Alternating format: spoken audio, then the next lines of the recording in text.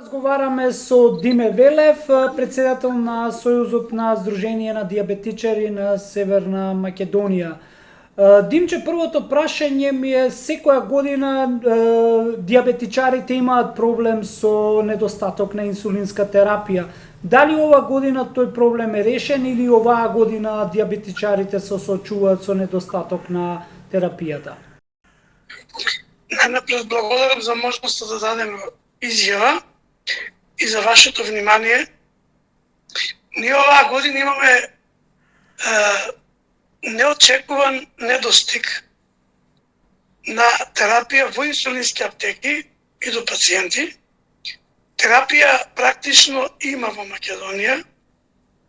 Кај компаниите кои што имаат склучен договор по тендерот од пред 2 месеци, меѓутоа некој во Министерството административно си поигрува со нашите судбини, затоа што решил да прави административни контроли, евиденции и секакви спекулации, информации стасаа до нас, а фактот е дека нема инсулини. И ние на тоа силно реагираме дека не смеат да си играат со судбината на луѓето и дека терапијата мора да се подели, а они, односно сите надлежни органи, ние апелираме до сите надлежни органи. Од пред 24 месеци ни очекуваме од основно јавно обвинителство до Државен завод за ревизија, че секој што треба да се вклучи, нека следи не за само за инсулини, за сите терапии. Ние од 2014 бараме се да е достапно после паралелниот увоз. Че сега ние немаме доволно терапии, одреден број на лица со инсулин се оставени без терапија неколку недели, затоа што административно некој сака да се поигрува со нас. Како се снаоѓаат тие лица кои што не добиваат терапија? Така, во прво реакцијата беше замена да се прави. И тоа, пазите, некоја упадство имало што ние се зачудивме, рековме, апелиравме до луѓето што работат во аптеките да не се проведува тоа, они да вршат замена. Потоа ги порачавме додатки докторите нивни.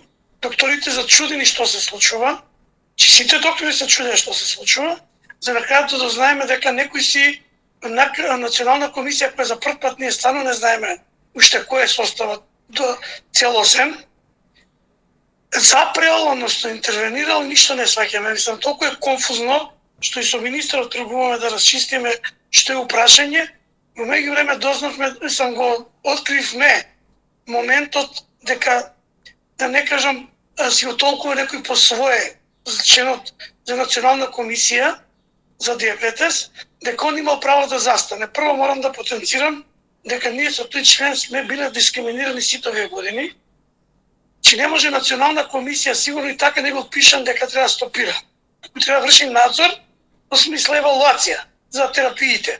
Да врши проверка дали има квалитет од терапијата, што се случува со примена на терапијата, а не да стопира и да брои и да изиграва истражен орган. И сега ние ќе бараме брза постапка, тој член да се смени, и ние уште пред 3 години зборувавме дека сме дискриминирани. Народниот правобранител на Република Северна Македонија тој го потврди, затоа што ние сме единствена диагноза или состојба надвор од ретките болести, што има комисија. Замислете, 40.000 пациенти, има 5 души што треба да решаваат што вие ќе правите. Шекерот ако ви е 20, вие ќе чекате некои 5 луѓе да се соберат и да решат дали ќе примате аналог, или ќе примате хомолин, или ќе примате не знам што. Пред да направиме разговор со вас, разговарави со некои луѓе кои што веќе примаат инсулинска терапија и они се неинформирани за ова што го говорите за комисијата. Што конкретно се работи? Дали тоа значи дека ако им се препише терапија од нивните лекари кои што ја знаат нивната терапија и со години можеби ја примаат истата терапија, сега ќе треба одредена комисија да одлучува за нивната терапија дали да продолжи или да им се скрати или да им се смени со некоја нова? Нема да дозволиме оваа комисија да изиграва тоа што сака да изиграва. Да не кажам Господ. Чи докторот е тој што во цел свет препишува, тој е доктор. Личниот доктор што прегледува. Тој ве гледа физички, тој ве гледа биохемиски, тој прашува, тој има анамнеза. Комисијата има друга улога. Треба да има или имаше до сега друга улога. Овој состав на комисија што сака да прави, нема да дозволиме. Нити ќе менуваат, нити ќе променуваат. Зошто? Затоа што научно, тоа сите го знаеме, кога ни даваат за прв пат инсулин, кажуваат, инсулин се менува еднаш до 2 пати во животот. Тоа ако да станете резистентен, а не заради политички или економски причини во државата во која што се случува споделувањето на инсулини. Замислете, ние сме единствена држава која што 2015 споделуваше 5 инсулини. А тоа е хормон. И немате менеджмент. И затоа ние имаме компликации зголемени, и затоа трошоците кои што наводно они сакаат да ги штедат, се 6 пати се повторуваат повеќе. И наместо еден пациент да кошта, пример, 6.000 евра со инсулини и глукомер или сензор, он кошта 36.000 евра државата е кошта. Тоа е неодговорно десување од финансиски, пред се од човечки хуман аспект. Човек колку ова време, топло време влијае на пациентите кои што се со инсулинска терапија, дали дополнително имаат потешкоти? Нормално сите хронично болни не случајно сме повикани да се внимаваме и да бидеме дома или затворени на ладно. И замислете тоа влијание без терапија. Или со промената терапија која што ќе ве порази. Дополнително ќе ви отежне животот, односно ќе ви ги комплицира деновите за наместо убаво да живеете квалитетно, вие ќе имате проблеми со вашето здравје. Дали имате слух од Министерството и што доколку не наидете на позитивен одговор? Јас да повторам, ние со министерот од минатата среда сме со кабинетот цел, не само со министерот, во сериозни комуникации, разговори, имаат разбирање, сериозно, и веќе се работи за наминување на оваа состојба. Че не може, тоа му објасним и министерот, истото го потврди. Не може терапија да се запре. Без разлика кој што како мисли во комисија 5 луѓе. А 40 доктори, ние ви во сообщението прашуваме, што докториве што ме лечат не се доктори? А замислете да ви кажам, двајца знам што се членови на комисија, менторите нивни сега се оспорени.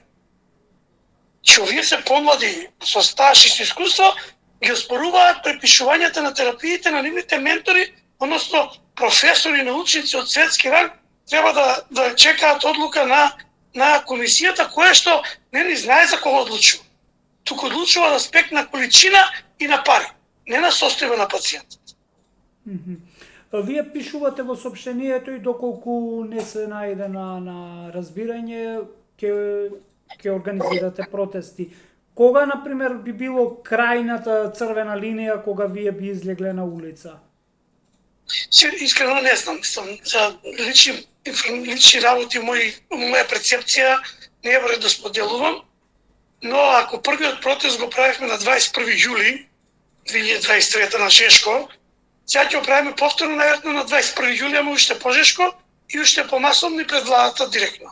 Мислам дека Министерството за здравство, ако не ја истерат комплетно сериозно и зрело состојбата да реши, ќе мора владата да се вклучи како највисок државен орган, како извршна власт, да се вклучи премиерот, да се вклучат луѓе од кабинетот кај премиерот и да се донесат соодветни конечно решенија, односно нов систем на лицето со диабетес, да не се играат со судбините, нема.